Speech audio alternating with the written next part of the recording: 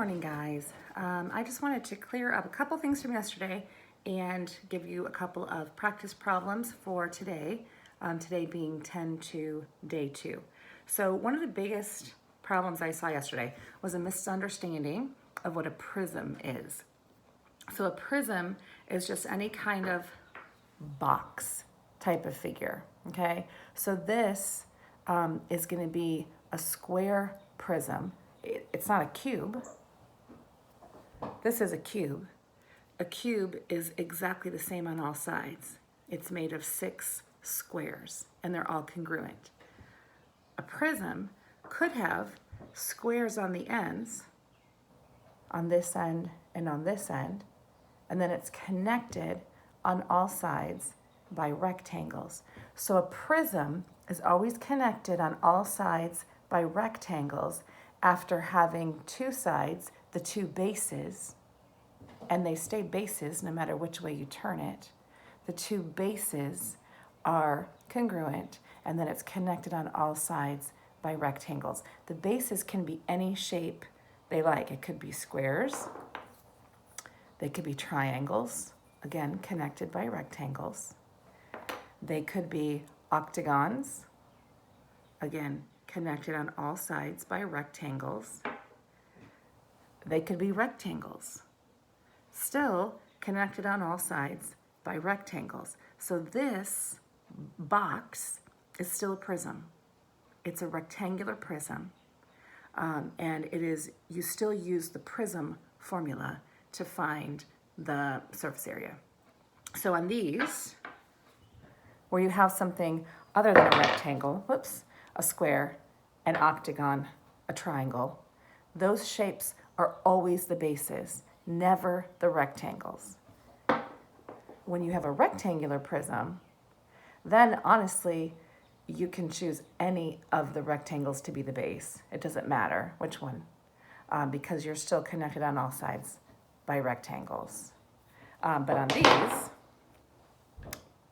if you have anything else besides a rectangle as the base, then the shape that's not a rectangle is going to be your base. So that was really confusing yesterday for a lot of people, along with the difference between a cube and a box. It's only a cube when the side lengths are congruent. That makes a square, okay? All right, so today we're talking about cones, spheres, and pyramids. So a sphere is just a ball. The only measurement that you're going to have with a ball is the radius. Just like a circle, the radius is going to go from the center of the ball, not on the outside, but I can't point to the center. So it's going to be in the very middle of the sphere to the outside edge, okay, the radius. Just like the radius of a circle, except this is 3D. The cone basically looks like an ice cream cone. It has a circle as the base, and then it has a vertex called the apex, but just know it's a vertex at the top, okay? So that's a cone. So this figure can have a radius to tell you the size of the circle. It also can have a height. A height is gonna go from the apex, from the vertex, down through the middle, which again, I can't point to, but through the very middle of the shape, and it's gonna attach right here in the center of the circle. So that would be the height. Of course, the height would connect perpendicularly with the base. But the other measurement on a cone is gonna be the slant height. And that's gonna be this outside measurement. It will always be bigger than the height because it would make a right triangle. And the slant height is the hypotenuse. So that's always gonna be the biggest side. So the slant height is out here. Similarly, on pyramids, you're going to have a slant height on the outside, the distance from that apex to the side, particularly the middle. It'll be like when we cut an isosceles triangle in half. It'll be perpendicular to the base. And then a pyramid can have also any kind of base. Here I have a square pyramid and a triangular pyramid. Both of them still have the slant height from the vertex to the bottom. When the formulas are talking about capital B base, it wants the area of the base. So when you're talking about this one, it's a square, so you're going to do base times height, which if it's a square would be the same. In this one, it's a triangle, so to find the area of the base, you're going to do 1/2 base times height. If you have anything else, you have to do the area formula for that particular shape. Okay, so capital B means area of the base. Height would be down through the middle. Slant height is this outside length, and that's the fancy L. All right, I want to do just a couple of example problems. These are very hard for me to draw, so they're not beautiful. But here we have a cone, and it tells us that the slant height is 7, that's our outside, and the radius from the center to the edge of the base is 4. So we simply, if we're finding the surface area, we simply start with the formula, which is surface area equals pi r squared plus pi r L. So the only, we'd leave pi, we plug in the radius for both of our r's. So the radius is 4. So we plug in a 4 here.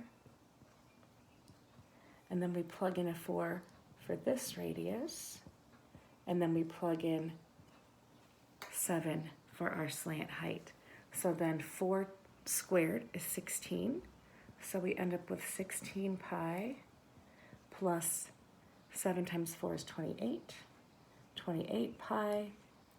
And when we add them together, we get 44 pi. Again, that a lot of times it's left in that form. So you can say 44 pi feet squared. You can also multiply that times 3.14, and you're going to get about 130 feet squared for the surface area of that cone. All right, let's do a sphere. So whenever you have a sphere, you're only going to have one measurement. You're only going to have a radius. There are no other sides to measure. Like the height of a sphere is the radius times 2, right? Because it's the diameter. So really, you only have that one measurement ever to deal with a sphere. So the surface area of a sphere, oops, I guess I should write S, is 4 pi r squared. And this example tells us that our sphere has a surface area of 64 pi inches squared, or units squared. Let me look, inches squared. And we have to find the radius. So because we're given the surface area, we plug it in here. And it does say 64 pi, so we have to include that there, equals 4 pi r squared. We can divide both sides by 4 pi. So our pi's cancel out. Our 4's cancel out there, and 64 divided by 4 is 16. So 16 equals r squared. Then we have to take the square root of both sides, and our radius is 4. Since it was inches, it's 4 inches. So you just use the formula, plug in what you know, solve for what you don't. All right, one last one. We have a square pyramid, and the base is 12 units long since it's a square. Each side of the base is 12, and the slant height is 10. So we're going to solve for the surface area of that pyramid. So if I look at my formula sheet, I see that the surface area of a pyramid is the area of the base plus 1/2 p, the perimeter of the base, times the slant height. So since it's a square, first I have to find the perimeter of my base. We said that a side of, hang on, let me find here's my square pyramid. Sorry, here's my square pyramid. square on the bottom. Since the side of that base is 12, then I know that to find the area of the base, I multiply 12 by 12, because base times height, since it's a square and one of the bases is 12, all the bases have to be 12. So 12 times 12 is 144.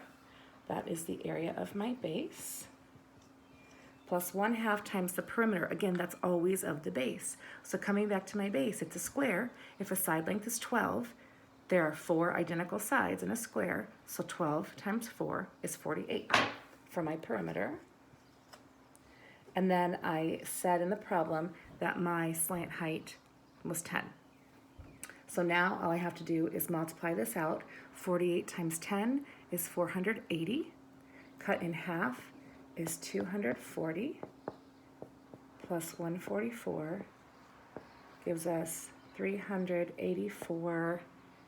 I don't know if I told you units or not, so I'll just do units squared for my surface area. Hope that helps. Use the formulas, plug it in. Have a great day.